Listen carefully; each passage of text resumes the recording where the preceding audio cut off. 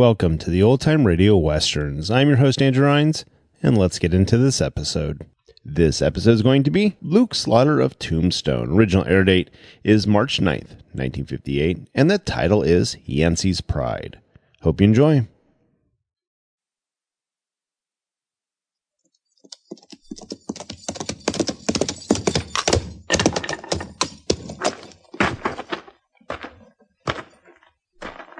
Slaughter's my name. Luke Slaughter. Cattle's my business. It's a tough business. It's big business. I got a big stake in it, and there's no man west of the Rio Grande big enough to take it from me.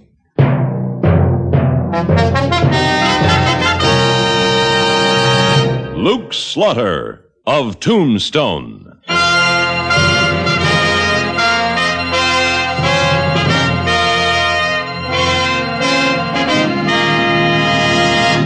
Luke Slaughter of Tombstone, Civil War cavalryman turned Arizona cattleman. Across the territory, from Yuma to Fort Defiance, from Flagstaff to the Huachucas, and below the border through Chihuahua and Sonora, his name was respected, or feared, depending on which side of the law you were on. Man of vision, man of legend, Luke Slaughter of Tombstone.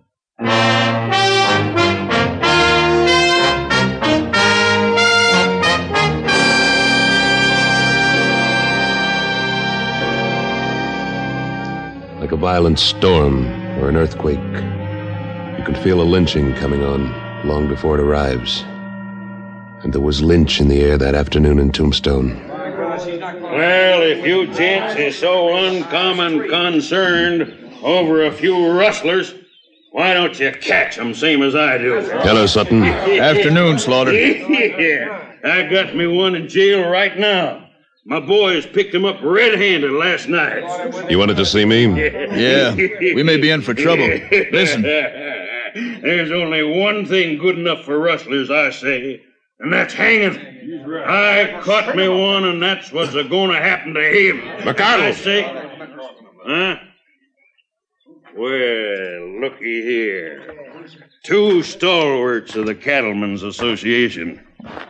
You gents gonna come around to the courthouse and see the fun? What fun, McArdle. What fun? Why, ain't you heard? My wranglers caught a rustler on my spread last night. Caught him red-handed, butchering a yearling. We're gonna hang him this afternoon. It's not up to the judge. The judge? Why, this is a plain case of out-and-out law-breaking, and I aim to see justice done. When is the trial? The trial. Oh, yeah. The trial is going to be at 2 o'clock. And all you gents is invited. Come on, everybody. Let's go to the trial. See what I mean, Slaughter? Yeah, I do, Sutton. You'd better go to the courthouse and see to it that McArdle doesn't do something we'll all have to answer for.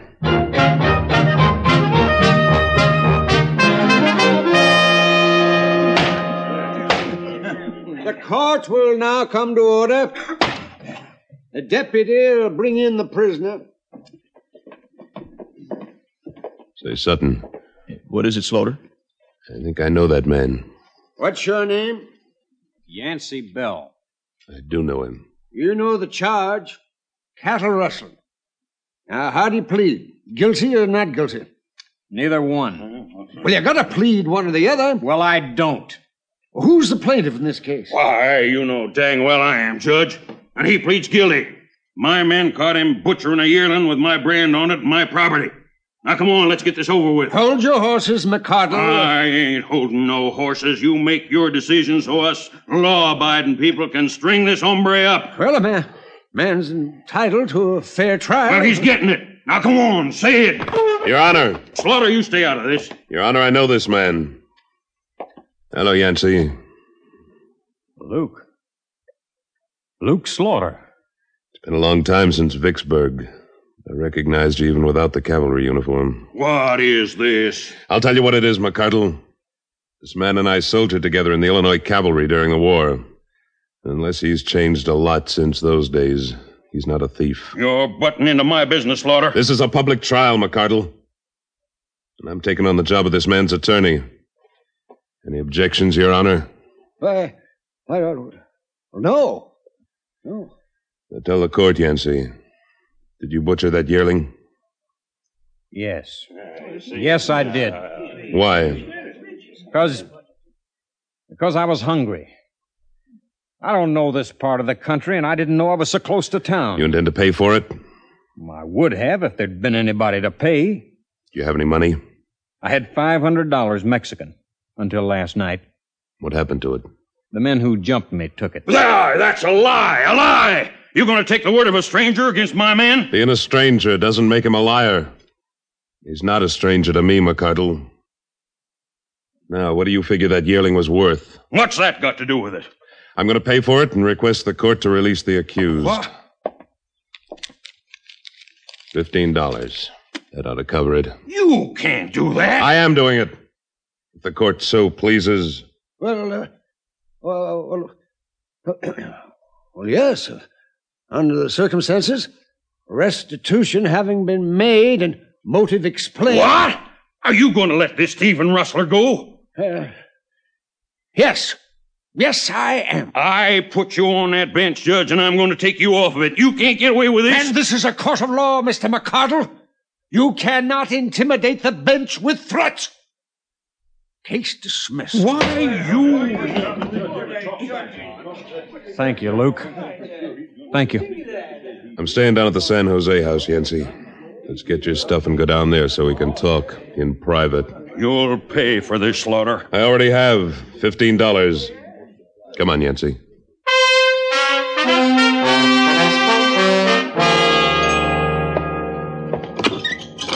Oh, this feels good.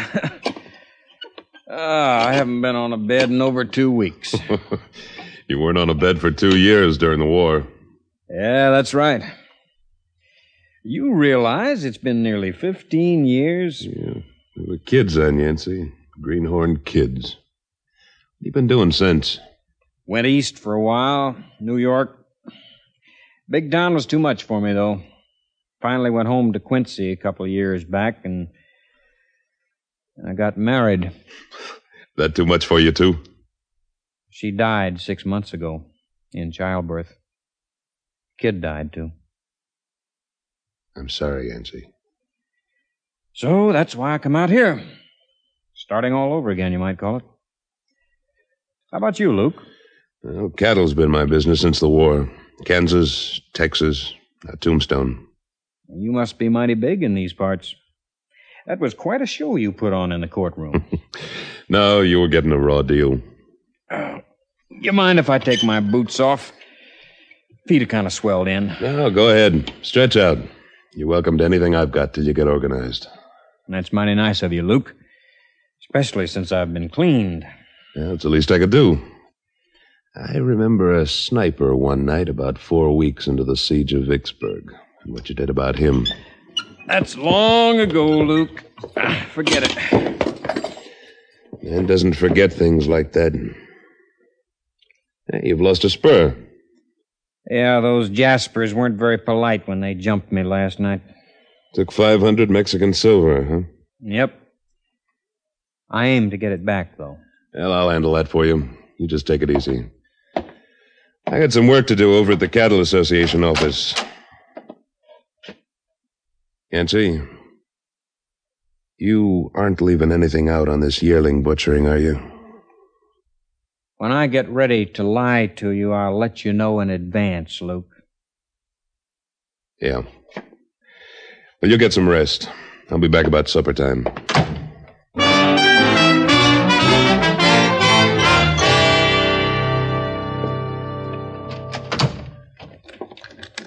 Hold it, Sutton. Oh, I was just closing the office. Well, I'll close up later. I want to check on the bills of sale on that last herd I brought up from Texas. Yeah, all right. Say, that was quite a stunt you pulled in court today. Well, the way I figured it, Yancey Bell was being railroaded. I would have stopped that even if I didn't know him. Yeah, some of the boys thought you was taking a little too much into your own hands. Wasn't that just what McCardle was trying to do? Yeah, I suppose so. But how do you know he's innocent? He says so. Yeah. Well, I think I'll tie on the feedback. See you later. So long, Sutton. Slaughter!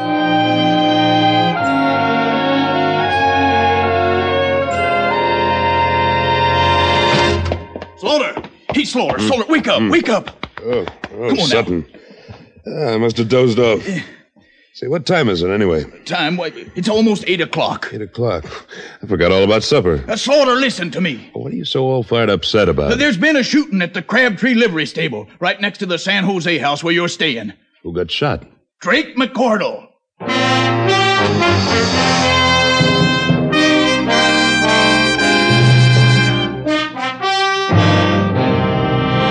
In a moment, Luke Slaughter of Tombstone returns. A trio of rough and ready prospectors make trouble for our frontier gentleman, J.B. Kendall, in his next dramatic exploit on CBS Radio. The trouble starts when a young hitchhiker, whom Kendall has picked up, discovers gold. For more Western thrills, stay with us on CBS Radio right after Luke Slaughter, as most of these same stations bring you another exciting adventure with our frontier gentleman.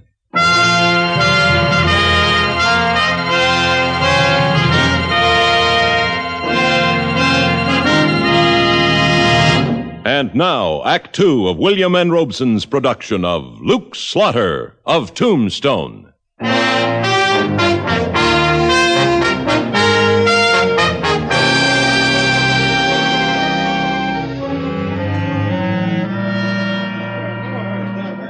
Excuse me. Let me through. Let him through, boy. Let me through there. Hello, Slaughter. Hello, Sheriff. I've been wondering if you'd show up. Let me see your gun. What for? Seems to me you'd know the answer to that. There was bad blood between McCardle and you, wasn't there? Here, look at it. Uh-huh. Well, it ain't been fired. Or it's been cleaned awful fast. That gun hasn't been out of its holster all day. All right.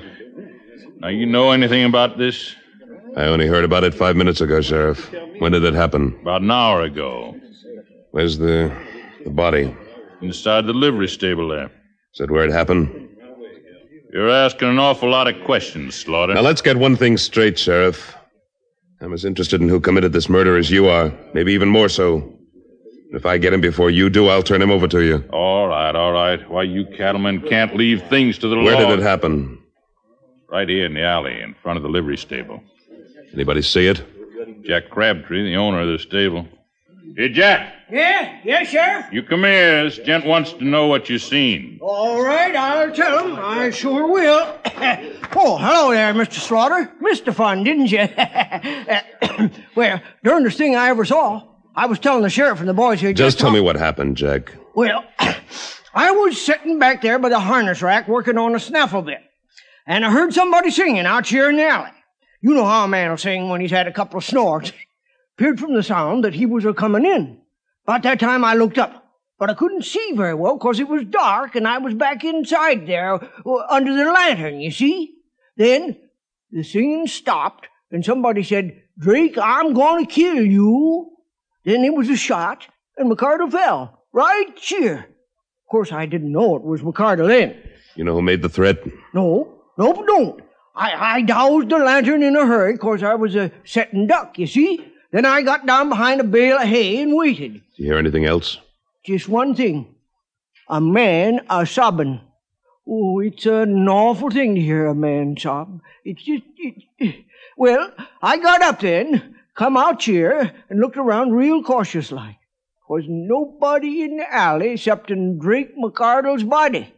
That's when I ran to get the sheriff. Thank you, Jack. You reckon you know who did it? That's my job, Jack. You just give me the information. I'll take care of finding the killer. Well, sure, Sheriff, sure.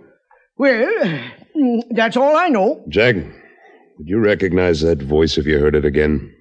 Well, now that's a good question. A good question. 'Cause when a man says, "I'm going to kill you," he don't use a voice like he was saying, "Give me a glass of beer." It's a real strange, if you know what I mean. It makes you shiver, kind of. Yeah, I know what you mean. Slaughter, where's that friend of yours? That rustler you bought out of jail this afternoon. He's not a rustler, Sheriff. I don't know where he is right now. But I'll find him. And if I think he did this, I'll turn him over to you. Where you going? Up to my room. Wash up and get some supper. Any objections? Don't try to leave town. Don't worry.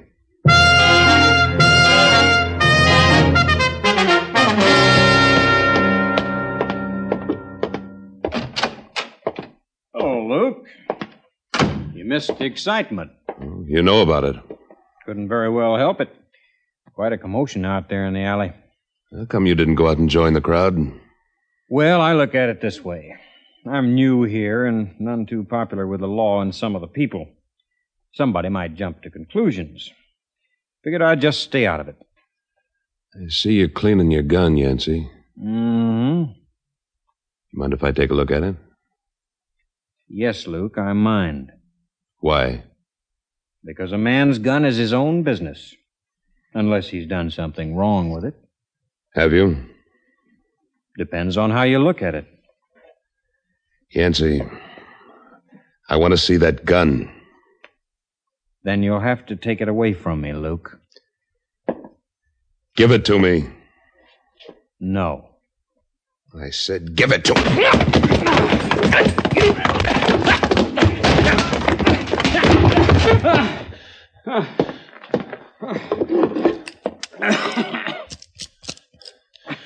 This gun's been fired recently, Yancey.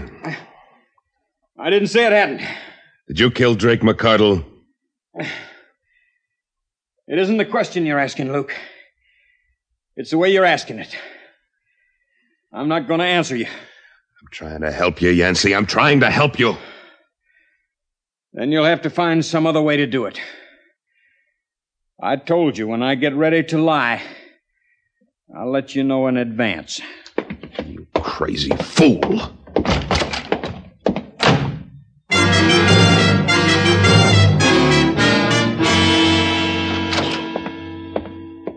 Well, Slaughter, I thought you was going out for some supper. I'm changing my mind, Sheriff. You have anything new on the killing? I'm working on it, Slaughter. I'm working on it. Ain't very much to go on so far. Well, what about McCardle's enemies? Oh, he had lots of them. He was a pretty bull-headed man. If he couldn't get his way by asking for it, he got it by force. I know that. You know of anything that happened today that'd make somebody want to shoot him? Well, you're about the best man to answer that question. You beat him out in court, and he didn't like it at all. Did you turn up any clues in the alley next to the body? Clues? Well, empty cartridges, footprints, anything like that? Yeah, there were some cartridges, but they was old ones. As for footprints, with all them people milling around afterwards, there was lots of them. Nothing at all, One thing. Might not mean nothing at all. Again, it might.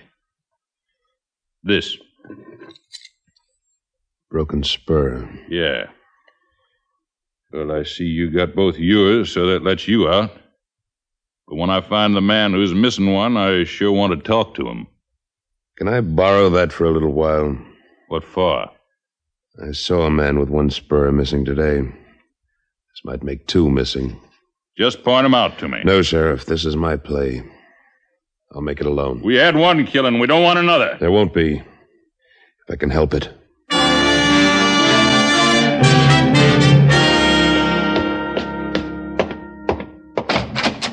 Yancey! Yancey! Now what?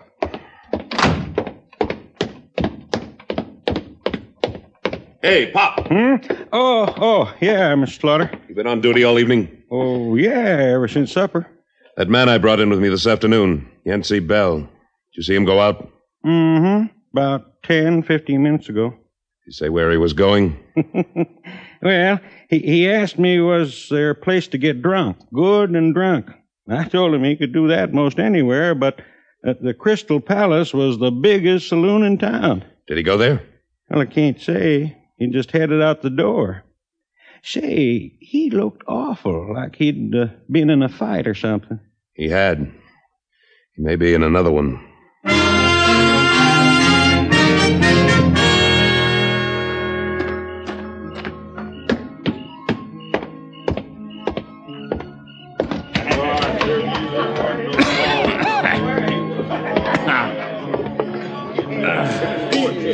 Where'd you get the money to buy that liquor, Yancey? Hello, Luke. Have a drink. Where'd you get the money? I got it. Where? From the people who owed it to me. Here, help yourself. Did you take it by force? You might say that. But it was mine in the first place. Let me see your spurs, Yancey. Spurs? What for? Just let me look. Sure. You were missing one this afternoon. Now you're missing two. Sure am. Does that one fit where the left one's broken off? Can't tell without trying, can we? Let's see. Yeah, it fits. Where'd you find it? In the alley, back of the San Jose house, near Drake McCardle's body. I guess it must have broken off there. Then you were in the alley. Luke, it's customary for a man to put his horse up at the stable nearest to his hotel. Sure, I was in that alley. Yancey, let me have your gun. I'm going to turn you over to the sheriff. You're going too far, Luke. A man's entitled to his privacy and his pride, and you're going too far. I'm taking you in. No, you're not. Drop your gun belt, Yancey. I'm warning you, Luke. I'll shoot. Now make your play. You want to know who killed McCardle? I'll tell you who killed him. It's the judge, drunkard and the hoodoo. You can't push a man around forever, I told him. A man's got some rights. A man can be pushed so far, and then I did his dirty work for him. I was covering up for his rustling. And the first decent thing I do, letting that fellow off, he has his riders jump me and beat me up. And I told him, I said to him, Drake, I'm going to kill you. And he didn't think I could do it, but I did. I did it just like this.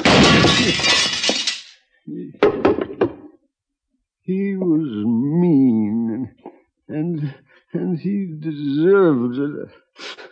I didn't. Easy, Judge. It's all over now. I'll take him slow. All right, Sheriff. Come on, Judge. Yancey, Yeah, Luke? I made a mistake. A man can't always be right, Luke. I understand. Thanks. Now, about my gun and this money. No, you don't have to tell me. Like you said, a man's entitled to his privacy. I want to tell you. I was out east of town late this afternoon practicing on rattlesnakes when one of the hands that jumped me last night came along. I guess I got a little mad. He had $20 on him, so I took that on deposit. Why were you practicing shooting? Because no man living can call me a cattle rustler. If the judge hadn't gotten him first, I'd have killed McCardle. Was it that important to you? Pride's a real funny thing, Luke. I guess I don't have to tell you that. No, I guess not. Can I buy you a drink, Yancey? Now, that would make me right happy, Luke. And then I'm going to buy you one.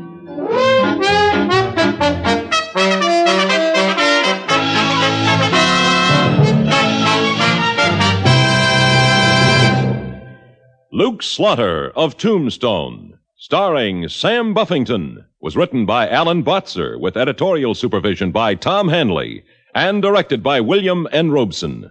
Supporting Mr. Buffington were Lou Merrill, Howard McNear, Barney Phillips, Sam Edwards, Junius Matthews, and Norm Alden. Music composed and conducted by Wilbur Hatch.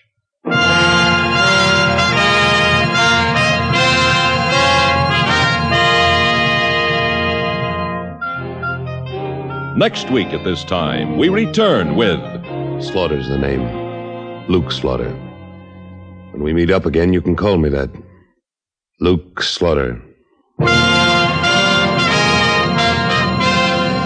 Now stay tuned for Frontier Gentlemen, which follows immediately over most of these same stations. This is the CBS Radio Network.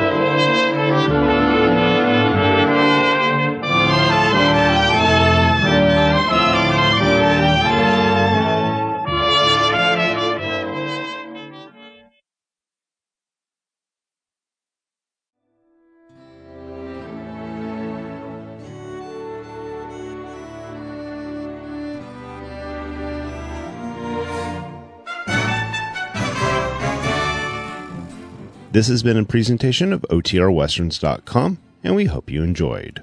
Please take some time to like and rate our shows in your favorite podcast application. Follow us on Facebook by going to OTRWesterns.com/Facebook. Subscribe to our YouTube channel by going to OTRWesterns.com/YouTube. And send us an email, podcast@OTRWesterns.com. You can call and leave us a voicemail, 707-986-8739. This episode is copyright under the Attribution Non-Commercial Share Alike copyright. For more information, go to OTRWesterns.com/copyright. Have a great day, and thanks for listening.